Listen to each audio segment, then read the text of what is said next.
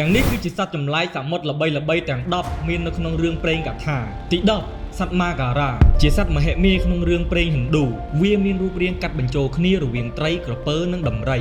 9លូស្កាជាសត្វចម្លែកក្រំសមុទ្រមានប្រវែងប្រមាណ60ម៉ែត្រដែលមានពាក់កណ្ដាលខ្លួនជាត្រីឆ្លាមនិងពាក់កណ្ដាលខ្លួនទៀតជាមឹកយក្សទី8នីងហ្គែនសត្វចម្លែករាងដូចមនុស្សពណ៌សដែលគេជឿថារស់នៅក្រោមសមុទ្រក្បែរទ្វីបអង់តាร์កតិកមានប្រវែង20ទៅ30ម៉ែត្រទី7អាខូរ៉ូកាមុយមឹកយក្សពណ៌ក្រហមដ៏ធំសម្បើមក្នុងរឿងព្រេងរបស់ជប៉ុនដែលអាចមានទំហំធំជាង100ម៉ែត្រទៅទៀតទី6អ៊ូមីប៊ូស៊ូព្រលឹងខ្មោចសមុទ្ររបស់ជប៉ុនមានរូបរាងខ្មៅធំខ្ពស់រាប់សិបម៉ែត្រដែលតែងតែលេចឡើងមកបំបាក់កប៉ាល់ឲ្យលេចចូលទៅក្នុងបាតសមុទ្រទី5ក្រាកែនវាជាសត្វមឹកយក្សក្នុងរឿងព្រេងនិទានរបស់អឺរ៉ុបដែលមានទំហំធំប៉ុនកោះមួយហើយតែងតែងើបពីបាតសមុទ្រយកដៃដ៏ធំរបស់វាកំទេចនិងទាញកប៉ាល់អ្នកនេសាទឲ្យលេចបាត់ចូលទៅក្នុងបាតសមុទ្រដ៏ជ្រៅទី4ស៊ីឡាសត្វមហិមាក្នុងទេវកថារបស់ក្រិកដែលមានក្បាលច្រើនដូចជាពស់និងឆ្កែព្រៃវាលាក់ខ្លួននៅច្រកសមុទ្រចង្អៀតដើម្បីចាំឆ្មក់វាយប្រហារនិងស៊ីសាច់នាវិកដែលបើកកប៉ាល់ឆ្លងកាត់ទី3ស៊ីសឺផែន